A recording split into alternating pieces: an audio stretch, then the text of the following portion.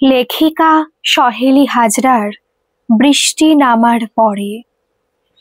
উফ, একটুর জন্য মিস হয়ে গেল বাসটা। এতটা ছুটে এসেও শেষ রক্ষা হলো না। তার মানে আরো 15-20 মিনিট অপেক্ষা করতে হবে এবার।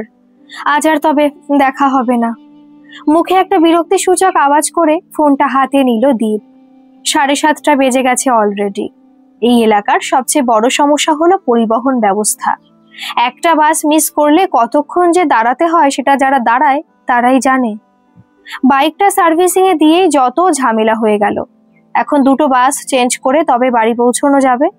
ওইদিকে এতক্ষণে নিশ্চয়ই পড়ানো শেষ হয়ে গেছে শ্রীতমার, বেরিয়েও গেছে। মেয়েটা এমনিতেই এত রাগী আর গম্ভীর যে কথা বলতেও ভয় লাগে দীপের। লুকিয়ে আড়াল থেকে যা একটু দেখা হয় তাই কত।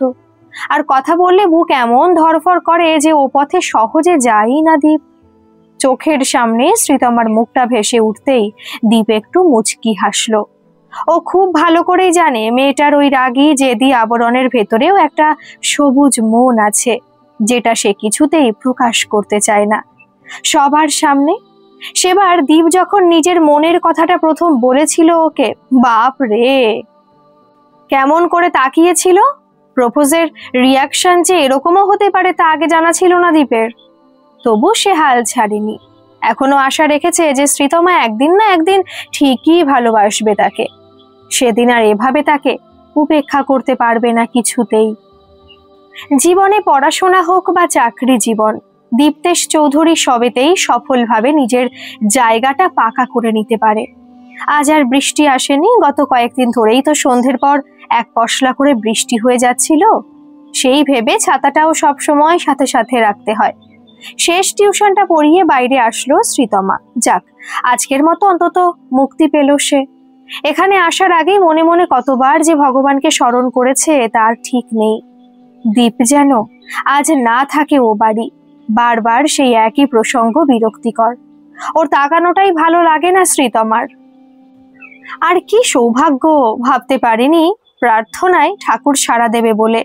আজকাল সবই তো তার ইচ্ছের বিপরীতেই চলছে, তাই ভালো কিছু আশা করতেই ভয় লাগে। দীপ থাকলে আজও সেই একই বিষয় নিয়ে কথা বলার চেষ্টা করতো নিশ্চয়ই, বা ভাবে বোঝাতে চাইতো। উফ, অসহ্যকর। কিছু কিছু মানুষ আছে যারা হয়তো এমনিতে খারাপ না, কিন্তু মাঝে মাঝে নিজেদের সীমানাটা ভুলে যায় এরা। কোথায় গিয়ে থামতে হয় তার জ্ঞান থাকে না এদের। দীপ হলো এরকমই একজন। শ্রীতমা খুব ভালো করে জানে যে রৌনককে সে কোনোদিনই ভুলতে পারবে না, ওর জায়গায় কাউকে বসাতে পারবে না। এখনো ওর ফিরে আসার অপেক্ষা করে সে নিজেই। এই কথাটাই ঘুরিয়ে ফিরিয়ে দীপকে অনেকবার বলেছেও, কিন্তু কে কার কথা বোঝে।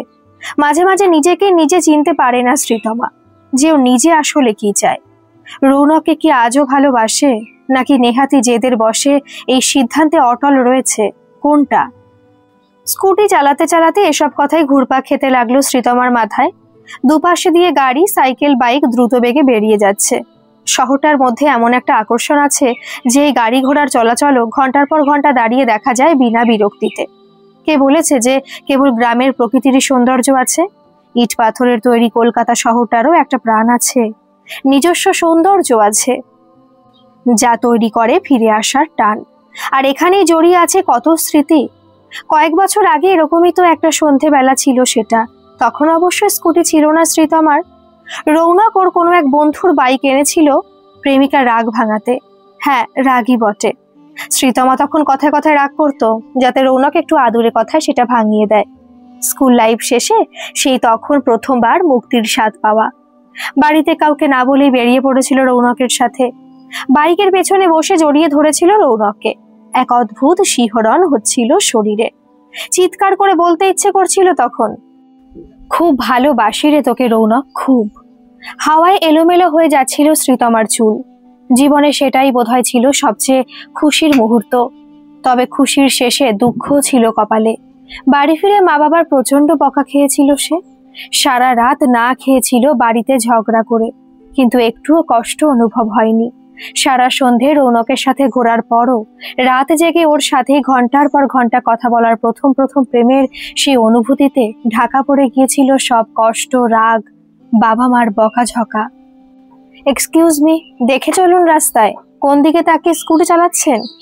ভাবনার জগতে হারিয়ে কখন যে গাড়ির গতি একটু বেড়ে গেছে খেয়ালই করেনি শ্রীতমা। ব্রেক কষতে দেরি হয়ে গিয়েছিল, ফলে সামনে একটা বাইকে সামান্য ধাক্কা লেগে গেছে। নিজেকে একটু সামলে নিয়ে শ্রীতমা মধ্যবয়স্ক লোকটাকে উদ্দেশ্য করে বলল, সরি, আমি খেয়াল করিনি, রিয়েলি সরি। হ্যাঁ, ওই তো, এখনকার ছেলে মেয়েদের এই এক কথা, মুখের সামনে সরি লেগেই আছে, যা করবে সব সরি বলেই খালাস। আমি তো বললাম আমি ইচ্ছে করে করিনি, ভুল হয়ে গেছে, তো সরি না বলে আর কি বলবো বলুন। আর কোনো কথা না বলে মুখে কি সব গজগজ করতে করতে লোকটি বাইক ঘুরিয়ে চলে গেলেন। শ্রীতমা বিরক্ত মুখে আবার স্কুটিতে স্টার্ট দিল। পুরো মেজাজটাই গেল বিগড়ে। ধুর! আর ঠিক তখনই পেছন থেকে কেউ তার নাম ধরে রাখলো বলে মনে হলো শ্রীতমার। স্কুটিটা থামিয়ে পেছনে ফিরে সে দেখে ছুটতে ছুটতে একটি ছেলে এদিকেই আসছে। আরে এ তো দীপ, এ আবার এখানে কোথা থেকে চলে এলো? একেই মনটা ভালো নেই, তার মধ্যে আবার এই একজন চলে এলো। সামনে এসে হাঁপাতে হাঁপাতে বলে উঠল দীপ, উফ বাবা, সত্যি মাইরি, স্কুলের স্পোর্টসে এত দৌড়াইনি, আজ যেমন ছুটলাম। কেন, আমি কি ছুটতে বলেছি তোমায়? আর তুমি এখানে কি করছো? আরে বাবা, বাসে করে আসছিলাম, জানালা দিয়ে দেখি তুমি কার সাথে একটা কথা বলছো রাগি রাগি ভাব করে। ভাগ্যিস হেলমেট খুলেছিলে, না হলে তো চিনতেই পারতাম না। কি সৌভাগ্য আমার।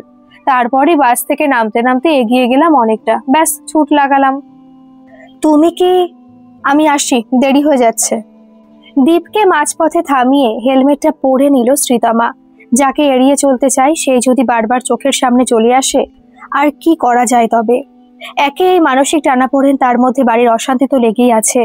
মধ্যবিত্ত ঘরের মেয়ে শ্রীতমা, পড়াশোনার পাশাপাশি টিউশনটাই নিজের হাত খরচ চালানোর একমাত্র ভালো উপায়। আগে তো অবস্থা এত খারাপ ছিল না। বাবার রিটায়ারমেন্টের পর ওই পেনশনের টাকা আর মায়ের হাতের কাজই সংসারের একমাত্র সম্বল। এবার শ্রীতমা এমএটা শেষ করে একটা চাকরি যদি পায় তবেই একটু সচ্ছলতার মুখ দেখা যাবে। এরকম টিউশন পড়াতে গিয়ে দীপের সাথে আলাপ হয়েছিল। ক্লাস 5-এর ছাত্রী তিন্নির ছোট কাকাই হয়ও, কিন্তু পিছুটার বাড়ানো মানে নিজের কষ্ট বাড়ানো ছাড়া আর কিছুই নয়। তাই আর পেছনে না ফিরে দ্রুত বেগে এগিয়ে গেল শ্রীতমা। বোকার মতো দাঁড়িয়ে রইল দীপ। শ্রীতমার এসব উপেক্ষার আচরণ গা সওয়া হয়ে গেলেও কষ্ট তো হয়। কিসের এত অভিমান ওর? একবার বলেছিল অবশ্য যে নিজের অতীতকে ভুলে এগোনো ওর পক্ষে সম্ভব নয়। কিন্তু কি এমন অতীত থাকতে পারে যার জন্য শ্রীতমা আজও সেটাকে ভুলতে পারে না? সব চেষ্টাই বিফল গেল তবে। চোখে জল চলে এলো দীপের। পুরুষ মানুষ নাকি কাঁদতে পারে না? কেন পারে না? কষ্ট বুঝি নারী পুরুষ বিভেদ করে? করে না তো। তাহলে কিসের এত বাধা চোখের জল ফেলতে? দাঁতে দাঁত চেপে গলার কাছে জমে থাকা কান্নার দলাটা গিলে নিল দীপ। ধীর পায়ে বাস স্টপের দিকে এগিয়ে যেতে লাগলো সে। বাড়ি গিয়ে প্রেজেন্টেশনটা বানিয়ে তাড়াতাড়ি ঘুমিয়ে পড়তে হবে। কাল কলকাতার বাইরের অফিসের ব্রাঞ্চে নতুন একজন সার্ভিস ম্যানেজার আসবেন। ইনি অবশ্য স্থায়ী নন। আগের ম্যানেজারের নাকি ভাইপো হন। আগের ম্যানেজার কদিনের জন্য বাইরে যাচ্ছেন, তারই সাবস্টিটিউট হয়ে ইনি আসছেন। বয়সে নিশ্চয়ই দীপেরই বয়সী হবে। সে জুনিয়র হোক বা সিনিয়র, ওয়েলকাম তো জানাতেই হবে তাকে। তাই ওই প্রেজেন্টেশনের দরকার। ওনার রৌনক না কি যেন নাম, ফাইলে দেখতে হবে। তিনি আবার কেমন হবে কে জানে। কদিন পরেই পুজো, চারিদিক পুজোর ব্যানারে বিজ্ঞাপনে ছেয়ে গেছে। আনন্দের মরশুমটা দেখতে খুশির হলেও সবাই কি সত্যি আনন্দ থাকে? কার মনের গভীরে যে কি ঝড় উঠছে তা একমাত্র সে নিজেই জানে। তবু আশা নিয়ে বাঁচি আমরা। ভালো কিছু নিশ্চয়ই হবে একদিন, তার প্রতীক্ষায়। এই রুনু, ওঠ, আর কত ঘুমাবি? এত বড় হয়েছিস কেবল চেহারাতেই, আর তো কিছু শিখলি না। সন্ধেবেলা পড়ে পড়ে ঘুম হচ্ছে। আরে দাঁড়াও, আর 2 মিনিট। ঘুম জড়ানো গলায় কথাটা বলে আবার পাশ ফিরে শুয়ে পড়ল রৌনক। ওর মা বিথিকা দেবী ব্যর্থ হয়ে রান্নাঘরের দিকে চলে গেলেন। রুমকিটাকে আবার বুঝিয়ে দিতে হবে রাতের রান্নার মেনুটা। মেয়েটা নইলে খুব ফাঁকিবাজ, নতুন এসেছে, সব শিখিয়ে পড়িয়ে দিতে হবে। তবে রৌনক আর বেশিক্ষণ ঘুমোতে পারল না। ফোনের ভাইব্রেশন ঘুমটা ভেঙে গেল আবার। শিপ্রা ফোন করছে। এই এক মেয়ে, সারাদিন ফোন করবে না, সন্ধে হলে আর রাত বাড়লে কেবল ফোন করার ইচ্ছে জাগে। আলস্যের সাথে ফোন রিসিভ করার সাথে সাথে ওদিক থেকে চেঁচিয়ে উঠল শিপ্রা, এই এখনো ঘুম হলো না তোর? কুম্ভকর্ণ, তোর কাছে ফেল রে। আহা, ইয়ার কি মারিস না তো, দুপুরে ফোন করতে পারলি না আর এখন ঢং হচ্ছে? চুপ। কে আমার মহারাজা এলেন রে? উনি যা বলবেন তাই শুনতে হবে, তাই না? আচ্ছা চেঁচাস না বাবা, বল কি করছিস? বাড়ি ফিরেছিস? হ্যাঁ ফিরেছি, এই বাবার সাথে কথা বলছি। আসার সময় নাকি কোন একটা মেয়ে স্কুটি নিয়ে বাবার বাইকে ধাক্কা মেরেছে। দোষ করেছে, লজ্জা নেই? আবার মুখে মুখে নাকি তর্ক করছিল, সেই নিয়ে কথা হচ্ছিল। তুই বিছানা ছেড়ে ওঠতো, ভিডিও কল কর এক্ষুনি। বাদ দে, পথে ঘাটে এরকম মেয়ে বল বা ছেলে বল, অনেক আছে, উঠে কল করছি, রাখ। রৌনক ফোনটা রাখতেই আয়নার সামনে দাঁড়িয়ে হালকা প্রসাধন সেরে নিল শিপ্রা। এটা ওর বরাবরের অভ্যেস। সে রৌনকের সাথে দেখা করাই হোক বা সামান্য ভিডিও কলই হোক, নিজেকে সবসময় সুন্দর দেখতে চায় সে। দেখতে এমনিতে ভালোই তাকে, তাও অগোছালো হয়ে থাকা একদম পছন্দ করে না শিপ্রা। নিউড কালারের লিপস্টিকটা ঠোঁটে বুলিয়ে একটু হাসলো সে। ফোনের ওয়ালপেপারে রৌনক আর তার একটা ছবি তখনও জলজল করছে। Welcome to our group sir, congratulation, have a nice day. প্রেজেন্টেশনটা ওপেন করে নতুন সার্ভিস ম্যানেজারকে স্বাগত বার্তা জানালো দীপ্তেশ ওরফে দীপ। স্বাভাবিক দু চারটে কথার পরে মুখে একটু হাসি এনে ওদের সবাইকে ধন্যবাদ দিয়ে নিজের অফিস রুমে গিয়ে বসে রৌনক। এই জায়গাটায় সে প্রথমে আসতেই চাইছিল না, জেঠু জোর করায় আসতে হলো। বিল্ডিং প্রমোটিং অ্যান্ড ডেকোরেশনের বিজনেস তাদের। ছর্দিকে ব্যাঙ্গালোর থেকে আনতে গেছে জেঠু, তাই একদিন অফিসের সমস্ত দায়িত্ব তাকে নিতে হবে। বাবা খুব একটা এসব ব্যাপারে নাক গলান না, তিনি চাকরিজীবী মানুষ, ব্যবসায় বিশেষ আগ্রহী নন। জেঠু একা হাতে এই ব্যবসাটাকে দাঁড় করিয়েছেন। ছর্দি ডাক্তারি পড়া কমপ্লিট করে নিজের চেম্বার খুলবে। বড়দার অলরেডি বিয়ে হয়ে গেছে, পরিবারে ছেলে মেয়ে বলতে আর কেউই নেই। ফলে রৌনককে তিনি ভীষণই ভরসা করেন এই বিজনেসের ভবিষ্যতের ব্যাপারে। সবই ঠিক আছে, কিন্তু এই জায়গাটা থেকেই তো পালিয়ে পালিয়ে বাঁচতে চেয়েছিল রৌনক, আর ঘুরে ফিরে সেই এখানেই আসতে হলো। এখান থেকে একটু দূরেই সেই লেকটা রয়েছে, বছর 3 আগে যেটা তার আর শ্রীতমার সব থেকে প্রিয় স্থান ছিল। কতদিন যে টিউশনের নামে বাড়ি থেকে বেরিয়ে ওখানে বসে থাকতো তার ঠিক নেই। শ্রীতমা নামটা মনে মনে একবার উচ্চারণ করলো রৌনক। খুব সাধারণ একটা মেয়ে, কোনোদিন ওকে সাজতে দেখা যেত না, চোখে বোধহয় একটু কাজল লাগাতো মাঝে মাঝে, আর সব সময় লম্বা চুলের গোছাটাকে কোনো রকমে ক্লিপ দিয়ে আটকে অগোছালো ভাবে থাকতো। বড় বড় চোখের সামনে বারে বারে সে অবাধ্য চুলগুলো চলে আসতো, আর সুযোগ পেলেই রৌনক সরিয়ে দিত সেগুলো। অনেকটা ভালোবাসা যে অনেকটা ঘৃণায় পরিণত হতেও বেশি সময় নেয় না, সেটা বোধহয় জানা ছিল না তার। আচ্ছা, এখনো কি শ্রীতমা আগের মতোই অগোছালো আছে, নাকি পরিণত হয়ে গেছে অনেক? আরো কি এখন এই এলাকার আশেপাশেই থাকে, নাকি তার নিজের মতোই পালিয়ে বাঁচতে চলে গেছে অন্য কোথাও? কে জানে। একটা বড় দীর্ঘশ্বাস ফেলে ফোনটা হাতে নিল রৌনক। শিপ্রাকে মেসেজ করতে হবে আবার। মেয়েটা বড্ড হিসেবি, ফোন করতে বললে একদম ঘড়ির কাঁটায় কাঁটায় সঠিক সময় করবে। দেখা করতে আসলেও তাই, পরিপাটি হয়ে নিখুঁত ভাবে। ওর সাথে কথা বলাটা কিরকম যেন একটা কর্তব্যের মতো হয়ে গেছে, মানে ওই রোজকার খাওয়া স্নান করার মতো অভ্যেস। আচ্ছা, অভ্যাস কি কখনো কখনো ভালোবাসা হতে পারে, নাকি ভালোবেসে কোনো অভ্যেস তৈরি হয়? অনেক প্রশ্ন জাগে আজকাল মনে, কিন্তু উত্তর পাওয়া যায় না। নিজেকে সান্ত্বনা দেওয়ার মতো করে উত্তর বানিয়ে নেয় মন। Sir, may I come in? চমকে উঠে দরজার দিকে তাকায় রৌনক। সকালের সেই ছেলেটা দাঁড়িয়ে বাইরে, এ বোধহয় গ্রুপ লিডার এখানকার। ভাবনার জগৎ থেকে বেরিয়ে উত্তর দেয় সে, ইয়েস কাম ইন। স্যার, আমাদের 4টে প্রজেক্ট একসাথে চলছে এখন। আপনাকে কি কাগজপত্রগুলো এখনই দেবো নাকি পরে? আজই দিও, লেট করলে লেট। বাই দ্য ওয়ে, তুমি দীপ্তেশ মানে টিম লিডার, তাই তো? Yes sir. জেঠু তোমার নামটা বলেছিল আমাকে। ওকে, নিয়ে এসো কাগজগুলো। পারলে আজই একটা স্পটে যাব আমি। ওকে? আজই? হ্যাঁ, কেন, এনি প্রবলেম? না না, ঠিক আছে স্যার, এখনই আসছি, তবে কিছু প্রয়োজন হলে আমাকে বলবেন। ওকে। একটু বিমর্ষ হয়ে ম্যানেজারের রুম থেকে বেরিয়ে এলো দীপ। আবার তার মানে আজকেও লেট। তিন্নি বৌদিকে বলছিল ওর আন্টির নাকি পরের সপ্তাহে বার্থডে, মানে পরশুদিন পড়ছে সেটা। মনে মনে কত প্ল্যান করে রেখেছিল সে। আর এই যা নতুন ম্যানেজার এসেছে, রোজই যদি স্পট ভিজিটিং এ বেরোয় তো হয়ে গেল। শ্রীতমাকে নিজের করার শেষ চেষ্টা একবার করবে ভেবেছিল, আর হলো না বোধহয়। ধুর, একেই বলে ভাগ্য। আন্টি, আমি এসে গেছি, কোথায় তুমি? চিৎকার করে কথাটা বলি ধপ করে সোফায় বসে পড়ল শিপ্রা। এই নিয়ে অনেক বাড়ি হয়ে গেল সে রৌনকের বাড়ি আসছে, তাই সংকোচের কোনো জায়গায় নেই। আন্টিও ভীষণ ভালোবাসেন তাকে, বারবার আসতে বলেন বাড়িতে। আঙ্কেলও চেনে, ওনার সাথে ভালোই কথাবার্তা হয়। ক্যাবলা তো শুধু ওই রৌনকটা, কোনো বুদ্ধি নেই মাথায়। 7 মাসের বেশি হতে গেল রিলেশনের, এখনো হাত ধরা ছেড়ে একটা চুমুও খেতে পারলো না। হাতা ধরাটাও হয়েছিল শিপ্রা জোর করায়, তবে না হলে সেটাও হতো না। রৌনক বাড়ি থাকাকালীনই তাই আসতে চায় শিপ্রা। এ বাড়িতে বেশ সেজে গুজেই আসে, যাতে একটু একান্তে কথাবার্তা হয়, যাতে রৌনক ওর দিকে একটু মুগ্ধ চোখে তাকায়। তা করবে না বাবু, সব সময় হয় পড়াশোনা, না হলে জেঠুর বিজনেস নিয়েই আছে। আজ এসেছে কারণ আন্টি বলল পুজোর শপিং করতে বেরোবে, তাই। ও এসে গেছো, দাঁড়াও আমি তৈরি হয়ে নিই এবার। শাড়ি তো পরা হয়ে গেছেই, চুলটা ঠিক করে নি। বাড়ির সব সামলাতে সামলাতে এত দেরি হয়ে গেল যে আর কি বলবো। দোতলা থেকে হন্তদন্ত হয়ে নেমে চুল বাঁধতে বাঁধতে কথাগুলো বললেন বিথিকা দেবী। শিপ্রা সেটা শুনে চারিদিকটা দেখে বলল, জেঠু বা জেঠিমা নেই, কোথাও গেছেন? হ্যাঁ, ওরা তো পুপুকে আনতে গিয়েছে ওই ব্যাঙ্গালোর থেকে, আর সেজন্যই তো ওই রুনু যাচ্ছে এই কদিন অফিসে। ও ইস, রৌনক থাকলে ভালো হতো, একসাথে যেতাম শপিং এ। ও ছেলে যাবে নাকি? তাহলেই হয়েছে। আগে পুজোয় কত আনন্দ করতো রুনুটা, বন্ধুদের সাথে বেরোতো হই হই করে। ওই ও বাড়ি থেকে আসার পর থেকেই তো কেমন। যাকে ওসব কথা বাদ দাও, কিছু খাবে না একেবারে বেরিয়েই খাবে? না, বাইরেই খাবো। সংক্ষেপে উত্তর দিয়ে ফোনটা বের করলো শিপ্রা। ঠিক এইখানে এসে প্রতিবার আটকে যায় আন্টি। অসহ্য লাগে, কি একটা গোপন কথা যেন চেপে যায় বারবার। এনাকে তো আর জোর করা যায় না, তাই এই নিয়ে রৌনককে একবার জিজ্ঞেস করেছিল শিপ্রা। ও বলেছিল ওই উত্তর কলকাতার বাড়িতে নাকি ওর ঠাম্মা মারা যায়, তাই জন্য ভালো লাগে না ওখানকার কথা। তবে সেটা যে পুরো সত্যি কথা নয় তা ভালো মতোই বুঝেছিল সে। আড়ালে খোঁজ খবরও চালিয়েছিল, তবে তেমন কিছু জানতে পারেনি। আসলে এই তো কয়েক মাসের রিলেশনশিপ, তাই বেশি কাউকে চেনেও না শিপ্রা। সময় যাক, সঠিক কারণটা খুঁজে বের করতে বেশি সময় লাগবে না তার। আর হলেই বা কি হবে, বড়জোর হয়তো রৌনকের ওখানে একটা অ্যাফেয়ার ছিল, ব্যাস এইটুকু। তাই এই নিয়ে এত হেজিটেট করার কি আছে, মাথায় ঢোকে না শিপ্রার।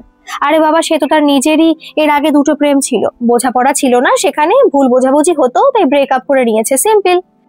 এসব টিপিক্যাল মিডল ক্লাস মেন্টালিটি নিয়ে মানুষ যে কিভাবে থাকে। বাইরে একটা চিৎকার চেঁচামেচি শুনে জানালা দিয়ে উকি মারলো শ্রীতমা। আবার কি হলো কে জানে, সারাক্ষণ তো ঝামেলা লেগেই আছে জীবনে, আর এখন মাঝ দুপুরেও শুরু হলো। বাইরে ততক্ষণে উঁচু গলায় চিৎকার জুড়ে দিয়েছেন রাকেশ বাবু, অর্থাৎ শ্রীতমার বাবা। কি ভেবেছোটা কি তোমরা, যা খুশি বলবে আর মেনে নেব? আমার বাড়ি, আমি যা খুশি করতে পারি, তোমরা বলার কে হে? দেখুন কাকু, আমরা ঝামেলা চাই না, আপনি তো ঝামেলাটা পাকালেন ইচ্ছে করে, আমাদের কথা দিয়ে পাল্টি খেয়ে গেলেন। হ্যাঁ, আমি কি তোমাদের সাথে লেখাপড়া করে নিয়েছি? টাকা দিয়েছিলে তাও জোর করে, সেটা ফেরতও দিয়ে দিয়েছি, তাহলে এত কৈফিয়ত কেন দেব? উত্তরে প্রত্যুত্তরে হাওয়া আরো গরম হতে লাগলো। মাথাটা এবার গরম হয়ে গেল শ্রীতমার। আর নেওয়া যাচ্ছে না এদের অত্যাচার। কয়েক মাস আগে তাদের বাড়িটা ফ্ল্যাটের প্রমোটারের হাতে দিয়ে দেবেন ভেবেছিলেন রাকেশ বাবু। পাড়ায় এরা তো সেই কবে থেকে প্রস্তাব দিয়ে আসছে, তাই এবার টাকা পয়সার অভাবে সিদ্ধান্তটা নিয়েছিলেন তিনি। তবে এখনই অ্যাডভান্স নিতে বা কথাবার্তা পাকা করতে চাননি। ওরাই জোর করে টাকাগুলো দিয়েছিল। তার কয়েক সপ্তাহ পর সমীর কাকু, মানে রাকেশ বাবুর আগের অফিস কলিগ, বাবাকে আরো ভালো একটা প্রমোটারের প্রস্তাব দেয়। আর এরা যে বেআইনি কাজ কারবার চালায় গোপনে, সে ব্যাপারেও সাবধান করছিল। তাই এদের টাকাটা ফিরিয়ে দিয়েছিলেন রাকেশ বাবু, আর না বলে দিয়েছিলেন। ব্যাস, তখন থেকে এরা এরকম শুরু করেছে, বলে কিনা ওদের থেকে প্রমোটিং করাতে হবে ফ্ল্যাট, না হলে থানায় ডায়েরি করবে যে রাকেশ বাবু তাদের টাকা লোপাট করেছে। যত টাকা ওরা দিয়েছিল তার কম ফেরত দিয়েছে, এই সব বলবে। আবার হুমকিও দিচ্ছে। প্রথম ব্যাপারটায় কতটা আমল দেয়নি শ্রীতমা, তবে আর থাকতে পারলো না।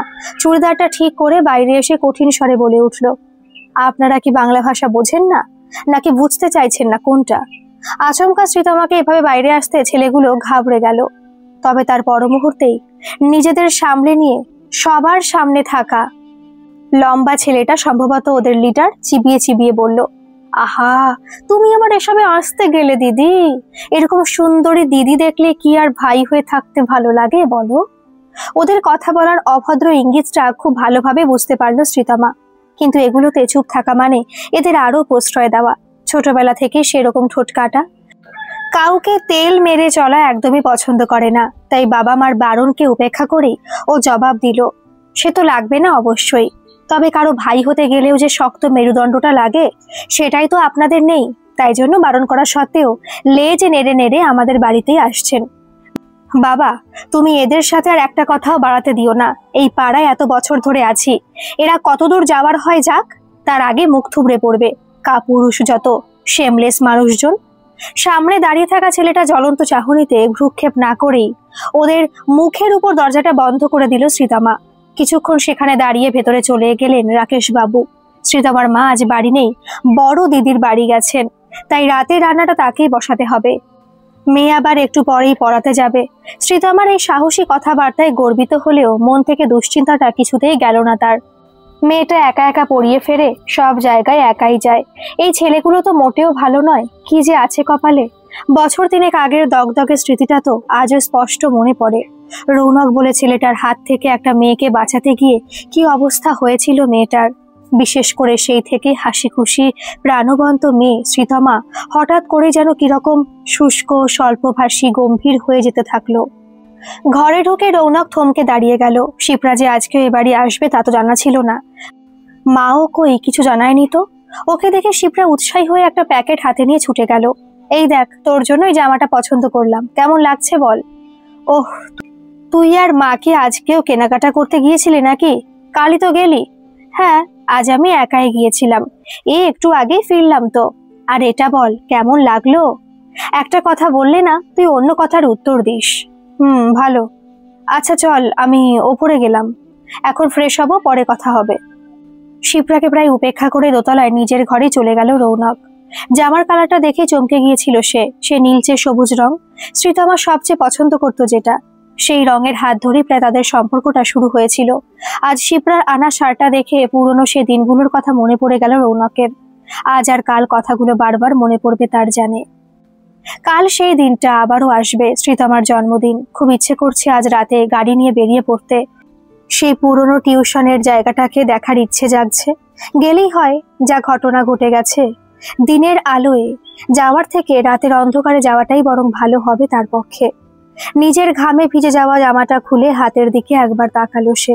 আগে শরীর স্বাস্থ্য এতটা সুগঠিত ছিল না, অনেকটাই রোগা ছিল সে।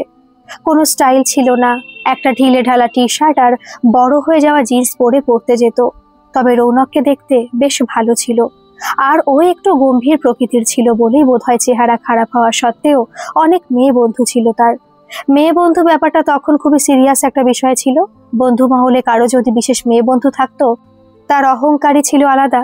বয়েজ স্কুলের উল্টো দিকে গার্লস স্কুল, ফলে কৈশোর যৌবনের সন্ধিক্ষণে নিজেদের ভালো দেখাবার একটা তাগিদ প্রায় সবার মধ্যেই ছিল।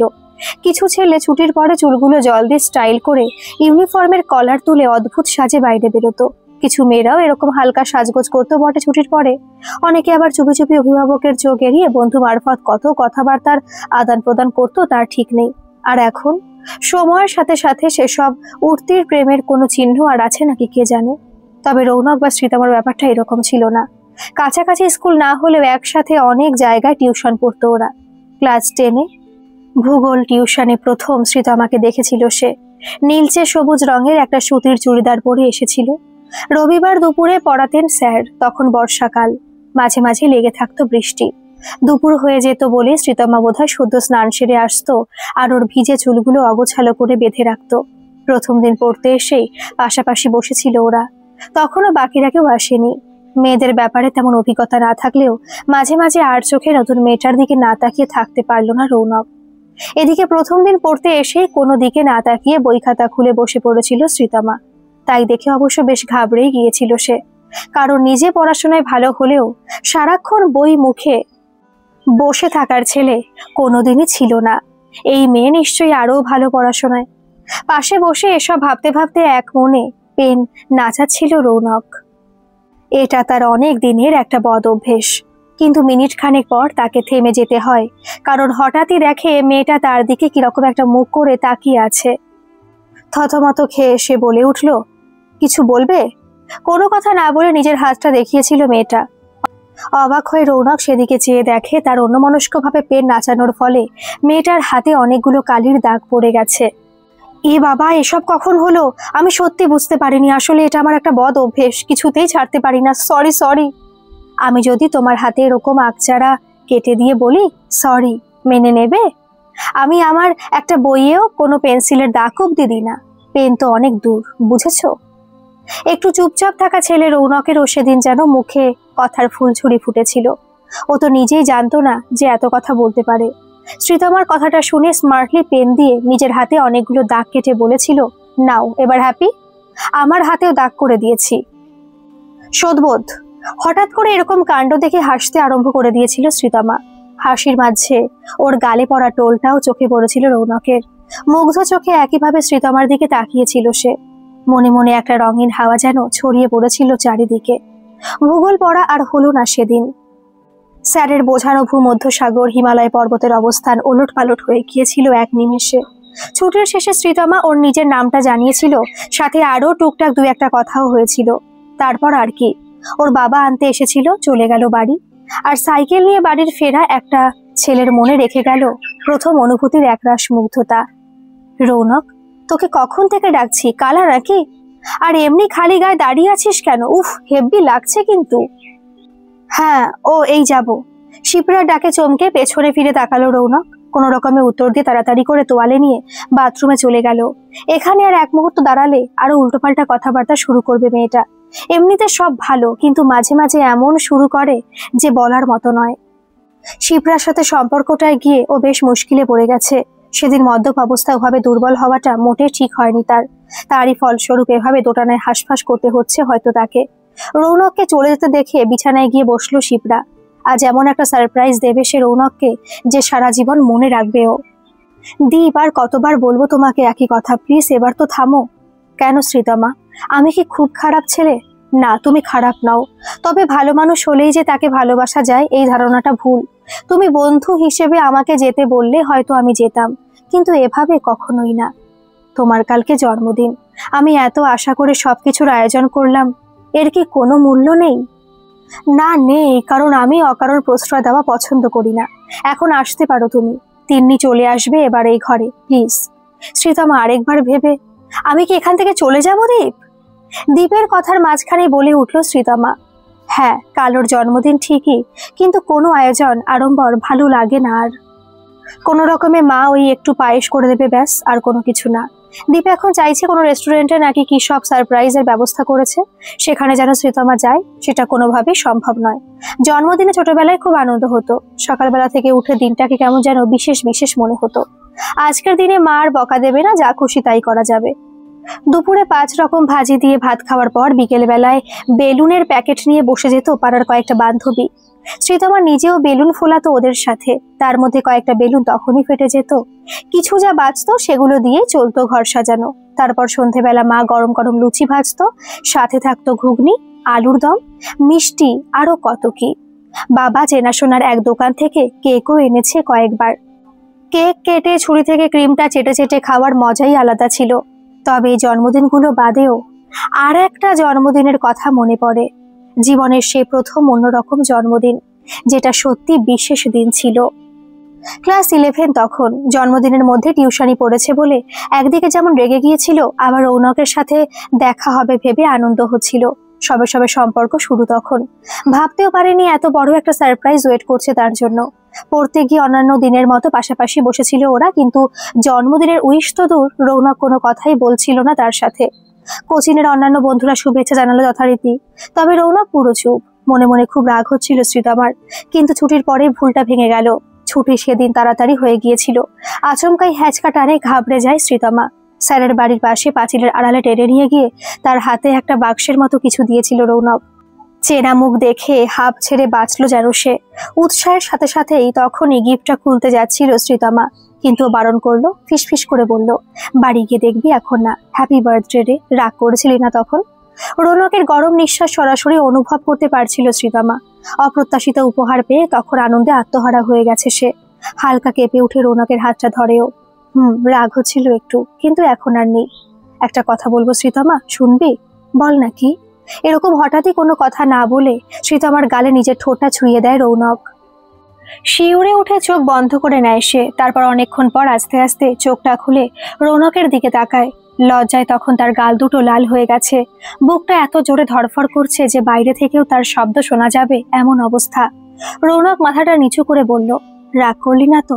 এটা আমার তরফ থেকে আরো একটা গিফট, সারা জীবন মনে রাখবি তো? চুপ করে গেলি যে? এই রে, রেগে গেলি নাকি? আমি তো ভালোবেসে দিলাম এটা। আর তুই আমাকে সবসময় এরকম ভাবে ভালোবাসবি তো রৌনক? হ্যাঁ বাসবো, সারা জীবন। শ্রীতমার হাতটা ধরে কথা দিয়েছিল রৌনক। এতদিন পর সেদিনের কথাগুলো মনে করে হাসি পেয়ে গেল শ্রীতমার। সত্যি মানুষ প্রতিনিয়ত কত প্রতিশ্রুতি দেয়, তার সবই বোধ হয় কথার কথা। না হলে সেদিন পর ও রৌনক কি পারত ওই মেয়েটার সাথে ওরকম কিছু করার চেষ্টা করতে? আর যদি সেই ঘটনাটা মিথ্যেই ছিল, সেটাই বা কেন দৃঢ়ভাবে স্বীকার করলো না রৌনক? এর আগে তো কতবার ভুল বোঝাবুঝি হয়েছে তাদের মধ্যে, প্রতিবারও এসে ভাঙিয়ে দিত। তবে কেন আর ভাঙালো না ভুল? আর কেন তার সামনে এলো না রৌনক? কিসের এত লজ্জা ছিল যে দোষটাও করেনি, তার জন্য এভাবে পালিয়ে পালিয়ে কেন বেড়ালো? না, কোনো উত্তর নেই এসবের।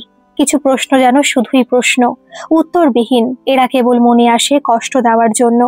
চোখে চলে আসা অবাধ্য জলটাকে মুছে ধীরে ধীরে খাতা পেনটা হাতে তুলে নিল শ্রীতমা। তিন্নিকে পড়ানো প্রায় শেষ হয়ে এসেছে, একটু পরে বেরোতে হবে। আজ একটু বেশি রাত হয়ে গেল। ঠিক এমন সময় ফোনটা বেজে উঠল। আননোন নম্বর। কে হতে পারে সেটা ভাবতে ভাবতে কলটা রিসিভ করলো শ্রীতমা। হ্যালো, কে বলছেন? দিদি, ভুলে গেছো এত তাড়াতাড়ি এই ভাইগুলোকে? আসলে দিদি একটু বেশি সুন্দর কি না, তাই জন্য। এত লোকের মাঝে আমাদের মনে থাকবে আর? ফোনের ওপারে কয়েকটা ছেলের হাসাহাসির শব্দে শ্রীতমা বুঝতে পারলো সেদিনের সেই ছেলেগুলো। দাঁতে দাঁত চেপে ঘরের বাইরে গিয়ে সে বলল, আমার নম্বর কে দিয়েছে? আহা, যেই দিক পেয়েছি এটাই বড় কথা। তুমি পড়িয়ে বেরো, একটু সুখ দুঃখের গল্প করব, কথা বলবো, কত কিছু ভেবে রেখেছি। মানে আমি কোথায় আছি সেটা জানলে কিভাবে? মানুষের রক্ত কি একটুও নেই শরীরে? না, নেই বেবি। একটু ফলো করলাম এই দুদিন কষ্ট করে, তাতে আর কি এমন? একা একা যাও আসো, কি মজা। এখন থেকে রাতের দিকে রোজ ফোন করব, কথা হবে। আর সহ্য হলো না শ্রীতমার, তাড়াতাড়ি করে ফোনটা কেটে দিল সে। কি করবে এখন? একা একা বেরিয়ে যাওয়াটাও সেফ নয় এখন। বাবাকে বলবে নাকি দীপকে? না না, সেটা করলে ব্যাপারটা খুব খারাপ দেখাবে। অন্য সময় উপেক্ষা করে, আর এখন দরকারে দীপকে বলাটা স্বার্থপরতা হয়ে যাবে না? এখন তো ছেলেগুলো কোথা থেকে নম্বরও জোগাড় করে ফেলেছে। এদের সাথে লাগতে যাওয়াটা কি বোকামি হয়ে গেল? কিন্তু না বলেও থাকতে পারে না সে। এত নোংরা মানসিকতা কিভাবে হয় মানুষের? যা পারে হোক, কাউকে প্রয়োজন নেই তার, কাউকে না। দরকার হলে ঘুর পথে যাবে একটু এড়িয়ে যাওয়ার জন্য। তবে ঘুর পথে যাওয়া মানেই তো সেই পুরনো জায়গাটা দিয়ে যেতে হবে। সুভাষ স্যারের টিউশনটা তো ওই দিকেই ছিল। উফ, এই অতীত কেন যে পিছু ছাড়তে চায় না? যা ভুলে থাকতে চায় সেটাই সময় অসময়ে মনে পড়ে আর তছনছ করে দেয় বর্তমানটাকে। আজ রাস্তাটা একটু বেশি অন্ধকার লাগছে যেন। এই অন্ধকার আসলে প্রকৃতির না নিজের মনের, তা বোঝা দেয়। বৃষ্টি হয়েছে বোধহয় কিছুক্ষণ আগে। গাড়ির হেডলাইটের আলো পড়ে রাস্তার ভেজা পিচ চকচক করছে, তাই অন্যমনস্ক হয়ে ড্রাইভিং করতে লাগলো রৌনক। এমনিতেই আজ মন ভালো ছিল না সকাল থেকে, তার মধ্যে শিপ্রা যেটা করলো তখন বড্ড বাড়াবাড়ি হয়ে যাচ্ছে ব্যাপারগুলো। এর থেকে বেরিয়ে যাওয়াটাই শ্রেয় এখন। সন্ধেবেলা স্নান সেরে বেরিয়ে এসে দেখে শিপ্রা বসে আছে বিছানায়, ঘরের দরজা ছিটকিনি লাগানো। অবাক হয়ে ওর দিকে তাকিয়ে রৌনক বলে, তুই এখানে? দরজা বন্ধ করেছিস কেন? মা আছে তো বাড়িতে নাকি? কিন্তু প্রশ্নের কোনো উত্তর না দিয়ে হঠাৎ করে শিপ্রা ঝাঁপিয়ে পড়ে তার উপরে, চেপে জড়িয়ে ধরে বিড়বিড় করে বলতে থাকে, তুই কি কিছুই বুঝিস না রৌনক? আমি কি এতই খারাপ দেখতে যে আমার দিকে ফিরেই তাকাস না তুই? একবার তাকা এদিকে। শিপ্রা, ছাড় আমায়, দরজাটা খুলতে দে। না, আজ আগে তুই আমার প্রশ্নের উত্তর দিবি, তবে ছাড়বো, না হলে আরো বাড়াবাড়ি করব। শিপ্রা প্লিজ, পাগলামি করিস না, ভদ্রভাবে বল, কি বলার আছে সব উত্তর দেব। এবার কথায় কাজ হলো। শিপ্রা ওকে ছেড়ে সরে দাঁড়াতেই তাড়াতাড়ি করে দরজাটা খুলে দিল রৌনক। তারপর শিপ্রার দিকে ঘুরে বলল, এবার বল, কি বলতে চাস? আমাকে ভালোবাসিস তুই? হঠাৎ এ প্রশ্ন? তুই বল আগে প্লিজ। জানি না। এটা আমার প্রশ্নের উত্তর হলো না। হ্যাঁ কি না বল। বললাম তো আমি জানি না। আবার আবার সে এক কথা। কি মনে করিস রে নিজেকে তুই হিরো, যে তোর থেকে সারাক্ষণ ভালোবাসা ভিক্ষে করব? চিৎকার করে ওঠে শিপ্রা। আর সহ্য করা তার পক্ষে সত্যি সম্ভব হচ্ছে না। প্রথম দুটো রিলেশন শেষ হওয়ার পর রৌনককে সে সত্যি ভালোবেসে পেরেছিল। এমএসসিতে ভর্তির পর কলেজের প্রথম দিন থেকে ওকে পছন্দ করতো শিপ্রা।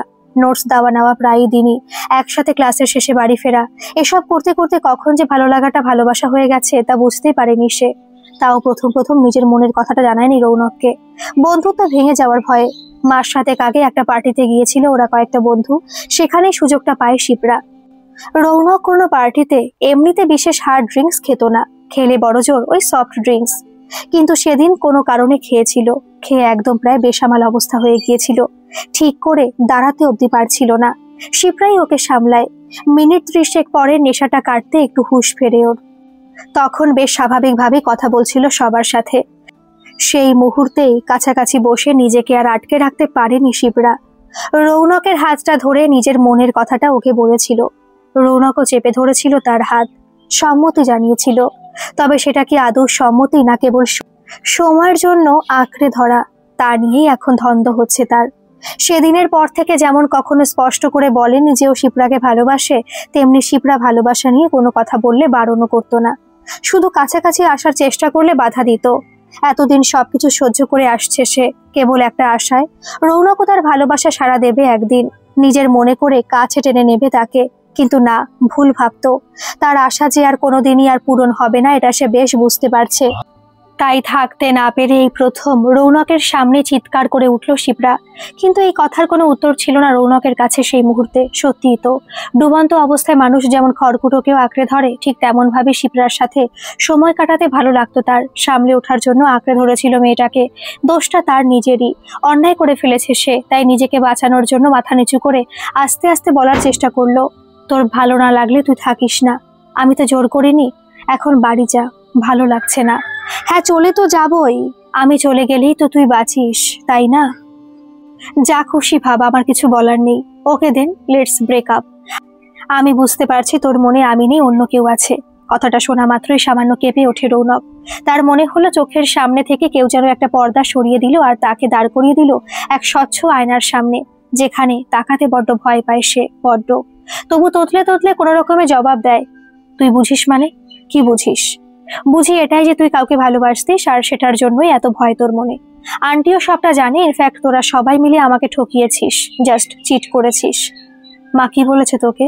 কিছু না, আমি আসছি এখন, আর কখনো তোর সামনে আসবো না, কখনো না। কাঁদতে কাঁদতে ঘরের বাইরে চলে যায় শিপ্রা। আবারও কোনো বাধা না দিয়ে বোকার মতো হা করে দাঁড়িয়ে থাকলো রৌনক। কিন্তু এই প্রথমবার মেয়েটার জন্য তার বুকের বাদিকে চিনচিন করে একটা ব্যথার অনুভব করলো। এটা কিসের যন্ত্রণা? সম্পর্ক ভাঙার, নাকি শুধুই সহানুভূতি? অভ্যেস ভাঙার কষ্ট? রোজকার সকালে গুড মর্নিং, রাতে গুড নাইট, এসব যান্ত্রিক কথোপকথনগুলোর শেষ হয়ে যাওয়ার ভয়? বাইরের ঝোড়ো হাওয়ার দাপটে ঘরের পর্দাগুলো তখন প্রবল বেগে এদিক ওদিক করছে। প্রকৃতির বাইরেও ঝড় উঠেছে, আরো অনেক মনের গোপনে। হঠাৎই ব্রেক কষে তড়িঘড়ি করে গাড়িটা থামালো রৌনক। ধাতব জোরালো শব্দটা খান খান করে দিল চারিপাশের নিস্তব্ধতা। সামনে কিছু একটার সাথে ধাক্কা লেগেছে তার গাড়ির। ইস, ফাঁকা রাস্তা পেয়ে এতক্ষণ কি না কি ভাবতে ভাবতে গাড়ি চালাচ্ছিল সে। বাঘ ঘুরতে আচমকা সামনে একটা স্কুটি বা বাইক চলে আসায় আর সামলাতে পারেনি। দ্রুত হাতে ব্রেক কষলেও শেষ রক্ষা হয়নি, ধাক্কা লেগেই গেল শেষমেশ। মুহূর্তের মধ্যে সিদ্ধান্ত ঠিক করে নিল রৌনক। একবার মনে হয়েছিল যে পালিয়ে যাবে, সাক্ষী তো কেউ নেই, শুনশান এলাকা পুরো। কিন্তু পর মুহূর্তে চমকে ওঠে। এসব কি ভাবছিল সে? একটা মানুষ আহত অবস্থায় মৃত্যুর সাথে লড়বে আর ঝামেলা থেকে বাঁচার জন্য সে নিচে পালিয়ে যাবে? কোনোদিনই না। তাড়াতাড়ি করে সিট বেল্ট খুলে গাড়ির বাইরে এলো রৌনক। পালিয়ে চলে গেলে নিজের হাতেই কত বড় ভুল সে করে ফেলতো তা কিছুক্ষণের মধ্যে বুঝতে পারলো রাস্তায় পড়ে থাকা আহতের মুখটা দেখে। হেলমেট থাকায় মাথায় তেমন চোট লাগেনি। একটি মেয়ে পড়ে আছে অজ্ঞান হয়ে। সামান্য ইতস্তত করে রাস্তার মাঝে বসে মেয়েটাকে নিজের দিকে ঘোরালো রৌনক। আর সাথে সাথেই বিদ্যুৎ স্পৃষ্টের মতো চমকে উঠল সে। এটা কে পড়ে রয়েছে তার সামনে? নিজের হাতে অজান্তে কাকে আঘাত করে ফেললো সে? শ্রীতমা। রাত প্রায় 11টা বাজতে যায়। এতক্ষণেও মেয়েকে ফিরতে না দেখে অস্থিরভাবে পায়চারি করতে থাকেন রাকেশ বাবু। ওনার স্ত্রী মানে শ্রীতমার মাও আর শুয়ে থাকতে পারলেন না। একে এই কদিন ওই ছেলেগুলোর জন্য যথেষ্ট দুশ্চিন্তায় ছিলেন তারা, তার মধ্যে এই অবস্থা। ফোন করে করেও ফোনে পাওয়া যাচ্ছে না, সুইচ অফ বলছে। যেখানে পড়াতে যায় ওখানেও ফোন করেছিলেন, কিন্তু ওরাও জানালো অনেকক্ষণ আগে বেরিয়ে গেছে শ্রীতমা। তাই বাধ্য হয়ে এবার থানার নম্বর ডায়াল করতে যাচ্ছিলেন তিনি। তবে তার আগেই অজানা একটি নম্বর থেকে ফোন আসলো। চমকে ওঠেন পৌর দম্পতি। আসন্ন বিপদের আশঙ্কায় কাঁপা কাঁপা হাতে কোনো রকমে ফোন রিসিভ করেন রাকেশ বাবু।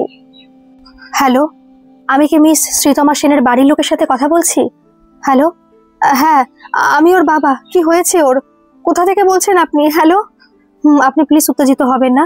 আমি সাউথের দিশার হসপিটাল থেকে বলছি। আপনার মেয়ের একটি কার অ্যাক্সিডেন্ট হয়েছে, ওনাকে খুব তাড়াতাড়ি অ্যাডমিট করা হয়েছে। 4th ফ্লোর, বেড নম্বর 167।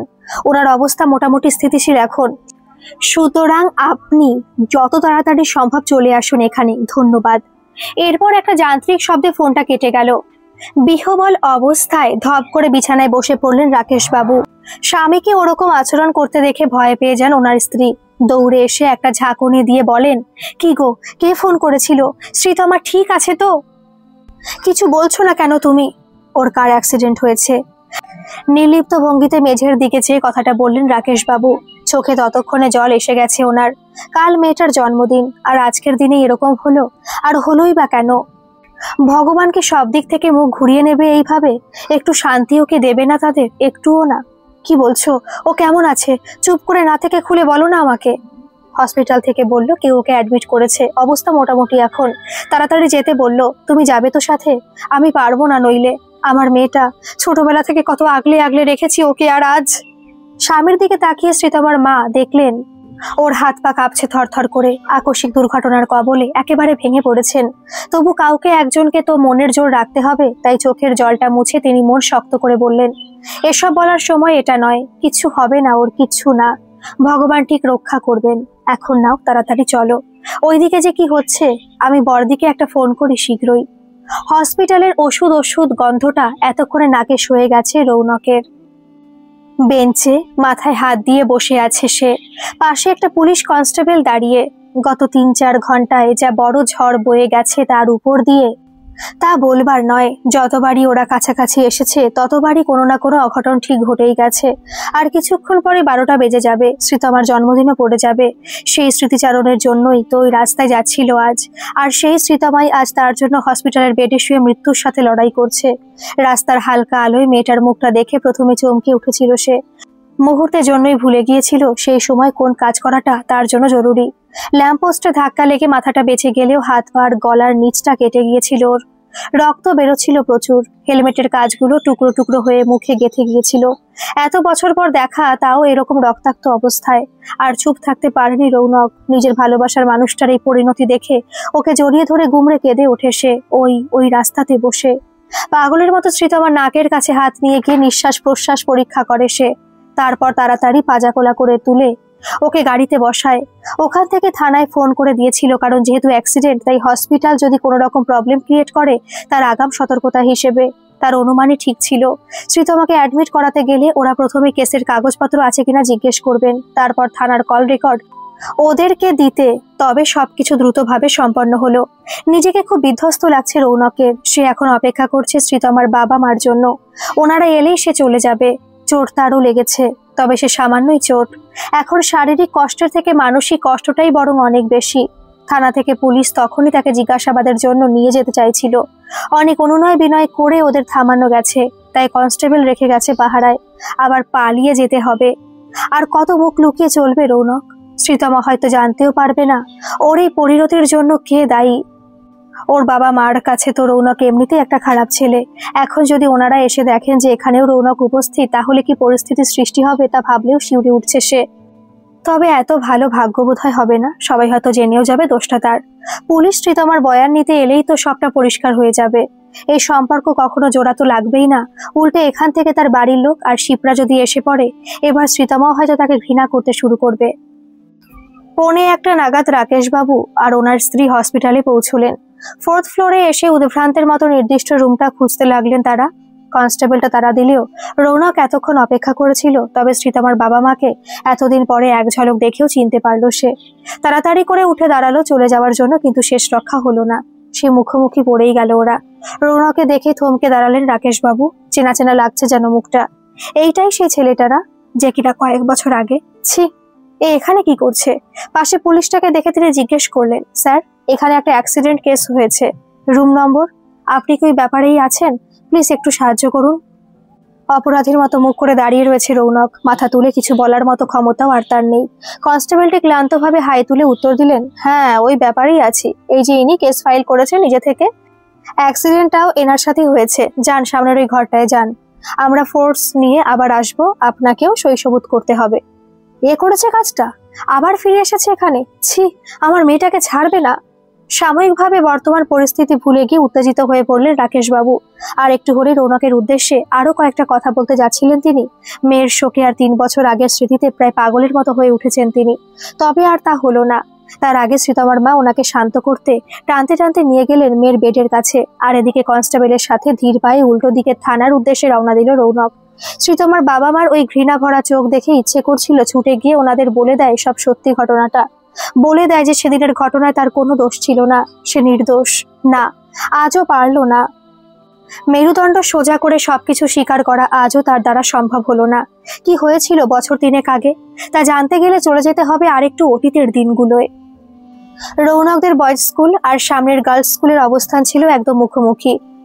মাধ্যমিকের রেজাল্টে কোন স্কুল বেশি নম্বর পাবে তা নিয়ে একটা ঠান্ডা লড়াই বরাবর চলে এসেছে। শুধু মাধ্যমিক বলা হলো এই কারণেই, গার্লস স্কুলটা ছিল কেবল ক্লাস 10 পর্যন্ত আর বয়েজ স্কুলটা 11 থেকে ছিল কোয়েট স্কুল। ফলে স্কুল থেকে বেশিরভাগ মেয়েই মাধ্যমিকের পর বয়েজ স্কুলে চলে আসতো। শ্রীতমা অবশ্যই স্কুলে পড়তো না, তা যাই হোক, রৌনক বরাবর পড়াশোনায় ভালো হলেও ক্লাস 10 অবধি কোনো স্ট্যান্ড করতো না। কিন্তু 11-এ উঠে আচমকাই পড়াশোনায় আরো মনোযোগী হতে শুরু করলো সে। লোকে বলে প্রেমে পড়লে মানুষের নাকি পড়াশোনায় অবনতি হয়, তবে রৌনকের বেলায় তার উল্টোটা হলো। স্কুলে একসাথে না পড়লেও প্রায় সব কোচিংয়ে একসঙ্গে পড়তো ওরা। সেখানে কেমিস্ট্রি আর অঙ্কের স্যার প্রতি সপ্তাহে নিতেন একটা করে ক্লাস টেস্ট। এদিকে শ্রীতমা পড়াশোনায় ভীষণই সিরিয়াস ছিল, প্রতিদিন পড়া করে আসতো, রেজাল্টও খুব ভালো করতো। সদ্য প্রথম প্রেম, প্রেমিকার চোখে সেরা হতে কোন প্রেমিক না চায়? রৌনকও তার ব্যতিক্রম হয়নি। মূলত শ্রীতমাকে খুশি করতে পুরোদমে পড়াশোনা শুরু করে সে। ফলস্বরূপ 11-এর ফাইনাল পরীক্ষায় দুর্দান্ত রেজাল্ট। ক্রমে তার আর শ্রীতমার প্রেমের সম্পর্ক 1 বছর সম্পূর্ণ করলো। ক্লাস 12-এ উঠেও রৌনকের পড়াশোনার উজ্জ্বল ধারা বজায় রইল একইভাবে। অনেকে বলাবলি করতে লাগলো যে এবারে রৌনকে উচ্চ মাধ্যমিকে হাইয়েস্ট পাবে স্কুল থেকে, আর সে গুঞ্জনই কাল হলো তার জীবনে। টেস্ট পরীক্ষা শেষ হয়েছে, শ্রীতমা আর রৌনকের প্রেমটাও জমে উঠেছে তখন। প্রথম প্রেম কেবল আবেগের বশে হওয়ার ফলে নাকি স্থায়ী হয় না, সে ধারণাটা ভেঙে বেশ এগিয়ে যাচ্ছিল ওরা। শ্রীতমা একটু বড় হওয়ায় টিউশনে মা বাবার দিতে যাওয়া নিতে আসার ব্যাপারটার শিকল একটু আলগা হয়েছে সবে। পড়া ছুটির পর প্রায় দিনই ওরা স্যারের বাড়ির পাশে সরু গলিটা দেখা করত। মিনিট খানেক দাঁড়িয়ে কথা বলে চলে যেত যে যার বাড়ির পথে। সেদিনও রোজকার মতো গলিতে দাঁড়িয়ে শ্রীতমার অপেক্ষা করছিল রৌনক। পরীক্ষার চাপে ইদানিং তার সিগারেটের নেশাটা বেড়ে যাচ্ছে বড্ড। বাড়িতে তো আর খাওয়া যায় না, এদিকে শ্রীতমা দেখলে চেঁচামেচি করে, তাই তাড়াতাড়ি করে সেটা শেষ করার চেষ্টা করতে লাগলো সে। এমন সময় পেছনে একটা পায়ের আওয়াজ পেয়ে থমকে যায় রৌনক। শ্রীতমা চলে এলো নাকি, এই রে কেস খেয়েছে। কিন্তু না, সিগারেটটা নিচে ফেলে পা দিয়ে ঘষতে ঘষতে পেছনে ঘুরে দেখলো শ্রীতমা নয়, অন্য একটা মেয়ে। চেনা চেনা লাগছে মুখটা, আবছা আলোয় ঠিক বোঝা যাচ্ছে না। কাছে গিয়ে ভালোভাবে দেখে, আরে এ তো ইরা, রৌনকদের স্কুলেই পড়ে। একসাথে তারা এখন কোচিংয়েও পড়ে। আগে ইরা গার্লসে পড়তো, মাধ্যমিকের পরে স্কুলে এসেছে। পড়াশোনায় ভীষণ ভালো, কিন্তু সবসময় খুব অহংকার নিয়ে থাকে, কারোর সাথে সেভাবে কথাই বলে না। তাই এই মেয়ে হঠাৎ এখানে কি করছে, এটা ভেবে অবাক হয়ে বলে উঠল রৌনক, তুই এখানে? আমি এখানে। কেন, অসুবিধা হলো? এটা আবার কেমন কথা, তুই কি কিছু বলবি? তোর সাথে শ্রীতমার রিলেশন রয়েছে তাই না? একটু থতমত খেয়ে গেল রৌনক। শ্রীতমার সাথে ওর সম্পর্কের ব্যাপারটা কাছের কয়েকজন ছাড়া বিশেষ কেউই জানে না, মানে ওরা নিজেরাই চায়নি এখনই কেউ জানুক বা বাড়িতে জানাজানি হোক। কিন্তু এই ইরা সেটা জানলো কি করে? এমনিতেই মেয়েটাকে খুব একটা সুবিধা লাগে না তার, তাই ভ্রু কুচকে সন্দেহের চোখে রৌনক উত্তর দিল, তুই যদি জেনে গিয়ে থাকিস তাহলে কিছু বলার নেই, বাট এই কথাটুকু জানার জন্য এখানে এসেছিস নাকি অন্য কোনো দরকারে? ঠিক বুঝেছিস, অন্য দরকারে এসেছি। আচ্ছা, আগে তো তোর পড়াশোনায় এত মন দেখিনি রে, হঠাৎ করে যেন উঠে পড়ে লেগেছিস, আমাকে টেক্কা দেওয়ার চেষ্টা করছিস। মানে তোকে টেক্কা কেন দিতে যাব? অদ্ভুত তো, আমি পড়াশোনা করছি ভালোভাবে, এটা আমার ব্যাপার। কি বলতে চাইছিসটা কি? আমি ক্লাস 1 থেকে একভাবে ক্লাসে টপ করেছি ওই গার্লস স্কুলে, কেউ আমার ধারে কাছে অব্দি আসতে পারেনি। 11-এ তোর আর আমার নম্বর সেম ছিল, কিন্তু এই টেস্টে টোটালে তুই আমার থেকে বেশি পেয়েছিস, আর ঠিক এখানেই আমার সমস্যা হচ্ছে। তাই আমি চাই না যে, এই ওয়েট 1 মিনিট, তুই কি বলার চেষ্টা করছিস আমি টপ করেছি আমার নিজের ক্ষমতায়? তুইও কর না, কে বারণ করেছে? বিরক্ত হয়ে ইরার কথার মাঝখানে বলে উঠল রৌনক, এসব আবার কেমন কথা? কিন্তু ইরা তাতে কোনো পাত্তা দিল না। অসম্ভব এক প্রতিশোধের হিংসায় ওর চোখ দুটো যেন জল জল করছিল। চিবিয়ে চিবিয়ে সে বলল, সে তো আমি করবই, কিন্তু আমি চাই তুই এই পরীক্ষায় টপ করিস না, ভালো নম্বর পা, সব কর, বাট আমার থেকে বেশি নয়। পুরো স্কুল লাইফের রেকর্ডটা আমি ভাঙতে চাই না। হ্যাঁ, তুই তো এমনিতেই ভালো, আমি হাইয়েস্ট পেতেও পারি আবার নাও পেতে পারি। তুই ভালো করে পড়, ব্যাস। নিজের উপর কি ভরসা করিস না নাকি? আর এসব অসম্ভব কথাবার্তা না বলে যা বাড়ি গিয়ে বরং পড়তে বস যা। ওহ, তার মানে তুই শুনবি না আমার কথা? এখন তোদের ব্যাপারটা যদি শ্রীতমার বাড়িতে বলে দিই ভালো লাগবে তো? ইরা, একটা সামান্য পরীক্ষার জন্য এরকম করছিস কেন? আর বললেই বাকি, আমি তো খারাপ ছেলে নই যে কেউ অপছন্দ করবে। তুই যা পারিস কর, আমি ভালো রেজাল্ট করবই ব্যাস। যদিও বা একটু খারাপ হতেও পারতো, এই কথা বললি তো, দেখবো এবার তুই কিভাবে হাইয়েস্ট পাস। রৌনকের কেমন জানি জেদ চেপে গেল। বলে কি মেয়েটা, এ কি মামার বাড়ি আবদার নাকি? আসলে ইরা ভালো স্টুডেন্ট ছিল, কেবলই মেজে ঘষে। খুব ভালো মুখস্থ বিদ্যা ছিল তার। ফলে ক্লাস 10 অবধি সেরকম কোনো অসুবিধাই হয়নি। তবে 11-12 বিজ্ঞান বিভাগের এত বিশাল সিলেবাসে একেবারে দিশেহারা হয়ে গিয়েছিল সে। মনে মনে অসম্ভব এক প্রতিশোধ স্পৃহা কাজ করে তার। হয়তোবা এটা এক ধরনের মানসিক সমস্যা, কিন্তু সেসব মানতে নারাজ ইরা। নিজের উদ্দেশ্য পূরণ করতে মরিয়া হয়ে উঠেছিল যেন। তাই রৌনকের জেদের কথা শুনে আরো রেগে গেল। হঠাৎ করে কি হলো কে জানে, আচমকায় নিজের বাঁধা চুলটা খুলে এলোমেলো করে দিল সে। তারপর ঝাঁপিয়ে পড়ে রৌনকের জামার বোতামগুলো ছিঁড়ে দিল একটানে। আকস্মিক আঘাতে হতভম্ব হয়ে ইরার গায়ের উপর খানিকটা পড়ে যায় রৌনক। কি হচ্ছে তা বুঝে ওঠার আগে ইরা চিৎকার করে ওঠে, বাঁচাও বাঁচাও আমাকে, প্লিজ হেল্প মি। ঠিক সেই সময় শ্রীতমা এসে দাঁড়ায় ওই স্থানে। রৌনক অনেকক্ষণ ধরে অপেক্ষা করছে ভেবে তাড়াতাড়ি করেই আসছিল সে, যাতে কেউ তাদের সম্পর্কের কথা জানতে না পারে। তাই জন্য আলাদা আলাদা সময় টিউশন থেকে বেরোবার প্ল্যান করেছিল ওরা। সেই মতোই শ্রীতমা হাসি মুখে আসছিল এদিকে। কিন্তু ইরা আর রৌনককে ওই অবস্থায় দেখে থমকে যায় সে। ওরা কেউই তখনও শ্রীতমাকে লক্ষ্য করেনি। রৌনক প্রবলভাবে চেষ্টা করে চলেছে ইরার থেকে নিজের হাতটা ছাড়ানোর। তবে ইরার ঝাঁকড়া চুলের সাথে জামার কিছুটা অংশ আটকে যাওয়ায় তা কিছুতেই সম্ভব হচ্ছিল না। নিমেষের মধ্যে শ্রীতমার হাত পা ঠান্ডা হয়ে এলো। এগিয়ে যাচ্ছিল সে আরেকটু হলেই, কিন্তু তার আগে কয়েকটা লোক সেখানে চলে আসায় আর এগোনো হয় না তার। ইরা চিৎকার শুনে মূলত ছুটে এসেছে স্থানীয় লোকগুলো। এইভাবে লোক জমা হয়ে যেতে ভরকে যায় রৌনক। আর তখনই দূরে দাঁড়িয়ে থাকা শ্রীতমার দিকে চোখ পড়ে তার। চোখে একরাশ ঘৃণা আর বিস্ময় নিয়ে থরথর করে কাঁপছে মেয়েটা। ততক্ষণে অবশ্য ইরার থেকে নিজেকে ছাড়িয়ে সরে এসেছে দূরে। তাড়াহুড়োতে তার হাতেও আবার একগোছা চুল ছিঁড়ে চলে এসেছে। ক্রমশ রৌনক খুব ভালো করে বুঝতে পারে জমতে থাকা ভিড়টা তাকে উদ্দেশ্য করেই সব কথাবার্তা বলা শুরু করেছে। কয়েকটা গালিগালাজও যেন শোনা গেল সেখানে। লজ্জায় অপমানে কান গরম হয়ে গেল তার। কি যে করবে এই ভেবেই দিশেহারা হয়ে গেল সে। তারপর কোনো কিছু না ভেবে নিচে পড়ে যাওয়া একটা তুলে হঠাৎ খুব জোরে ছুটতে আরম্ভ করলো রৌনক। পেছন থেকে কয়েকটা লোক ধাওয়া করলো যেন তাকে। তবে মিনিট খানিক পরেই আর কাউকে যেন দেখা গেল না। মুহূর্তের বিহ্বলতায় পালিয়ে গেলেও এইটাই ছিল তার জীবনের সবচেয়ে মারাত্মক একটা ভুল। হয়তো তার উচিত ছিল সবার সামনে দাঁড়িয়ে ঘটনাটার প্রতিবাদ করা, সত্যি বলা, কিন্তু সেটা করলেও কি কেউ বিশ্বাস করতো তাকে? যে পরিস্থিতিতে তাকে আর ইরাকে সবাই দেখেছে, আর ইরা যেখানে নিজে চিৎকার করে রৌনকের নামে দোষ দিয়েছে, সেখানে হয়তো তার সমস্ত কথাকে মিথ্যে আত্মরক্ষা বলে ভাবতো ওরা। খারাপ লাগলেও এটাই সত্যি। এখানে নারী নির্যাতনের মতো একটা ঘৃণ্য ঘটনা এতটাই প্রাত্যহিক হয়ে উঠেছে যে কোনো নারীর মিথ্যে অপবাদকেও সবাই সত্যি বলেই মেনে নেয়। ভুলে যায় যে অপরাধের কোনো লিঙ্গভেদ হয় না। একটা পুরুষ যেমন কোনো কিছুতে দোষী হতে পারে, সমানভাবে একটা নারীও সেটি হতে পারে। কোনো ঘটনায়, বিশেষ করে এই শ্লীলতাহানির মতো ব্যাপারে কিছু মহিলা ক্ষমতার অপব্যবহার করে কত নির্দোষ পুরুষকে যে হেনস্থা করেছে তা গণনার মধ্যে ধরাই হয় না। নির্দোষ হওয়া সত্ত্বেও একটা ছেলেকে অপমানিত হতে হয়, লজ্জিত হতে হয়, আর আসল যারা অপরাধী তারা নির্লজ্জের মতো ঘুরে বেড়ায় আশেপাশে। যদিও শ্রীতমা ওখানে পৌঁছে ক্ষণিকের জন্য হলেও বুঝতে পেরেছিল যে রৌনক কিছুই করার চেষ্টা করছে না, বরং নিজেকে যেন ছাড়ানোর চেষ্টা করছে। কিন্তু এই পালিয়ে যাওয়াটাই ওর সবচেয়ে চোখে লেগেছিল। এর পরের দিনগুলো শ্রীতমার নিজেরও খুব একটা ভালো যায়নি। সেদিন এই ঘটনার পর রৌনক আর পড়তে আসেনি। টেস্ট হয়ে যাওয়ার আর টিউশনে যাওয়ারও বিশেষ প্রয়োজন ছিল না। কেবল অ্যাডমিট কার্ড নিতে একবার যা গিয়েছিল, তাও তার প্রতি সবার চোখের ঘৃণার চাহনি দেখে আর অন্য কারোর সাথে কথা বলার সাহস হয়নি। মানসিকভাবে সে এমনভাবে ভেঙে পড়েছিল যে সবসময় নিজেকে গুটিয়ে রাখতো। এত সুনাম যে এইভাবে এক মুহূর্তে বদনামে পরিণত হবে তা ভাবতে পারেনি। এদিকে যে কটা শেষ দিন শ্রীতমা পড়তে গেছে, রৌনকের নামে অজস্র খারাপ কথা শুনতে শুনতে মাথা খারাপ হওয়ার জোগাড় হয়েছিল। তার মধ্যে বাড়িতে শুরু হয়েছিল আরেক নতুন অশান্তি। বাবার কাছে কেউ যেন খবর দিয়েছিল কোচিনের রৌনক বলে যে ছেলেটি একটি মেয়ের সম্মানহানি করেছে, তার সাথে সম্পর্ক রয়েছে বা ছিল শ্রীতমার। মেয়ের আচরণে এমনিতেই কয়েকদিন ধরে সন্দেহ করছিলেন রাকেশ বাবুরা। সেটা প্রমাণিত হতে মেয়েকে এবার আরো কঠিন শাসনে রাখা শুরু করলেন তারা। শ্রীতমা রৌনকের মনে প্রাণে বিশ্বাস করতে চাইতো। ও চাইতো রৌনক নিজের মুখে এসে স্বীকার করুক যে কোনো দোষ নেই তার, কিন্তু তার হলো না। সময়ের সাথে ক্রমশ বিচ্ছেদের পথে হাঁটা শুরু করলো দুই তরুণ তরুণী। কিন্তু যার জন্য এত কিছু হলো সেটাই আর ফলপ্রসূ হলো না।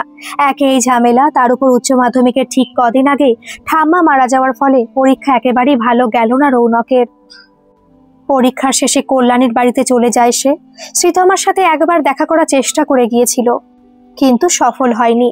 আর আজ এত বছর পর যাও বা দেখা হলো, তাও এইভাবে। কিভাবে সবকিছু সবাইকে বোঝাবে রৌনক? পালিয়ে গিয়ে গিয়ে এমন ভীতু হয়ে গেছে মনটা যে আর মাথা উঁচু করে দাঁড়ানোর সাহস পাচ্ছে না। কিন্তু না, কনস্টেবলের সাথে হসপিটালের বাইরে যেতে যেতে দৃঢ় সংকল্প করলো রৌনক, এইবার আর সে হারবে না। ঘুরে দাঁড়াতেই হবে তাকে। তার জন্য যত দূর যেতে হয় সে যাবে। আজকের পর্ব এই পর্যন্তই থাক। এর দ্বিতীয় পর্ব আজ সন্ধ্যে 7:30টায় আপলোড করব, আর অন্তিম পর্ব কাল দুপুরেই আপলোড করে দেব। গল্পটা কেমন লাগছে অবশ্যই কমেন্টে জানাবেন, আর ভালো লাগলে একটা সাবস্ক্রাইব করে দেবেন। ধন্যবাদ।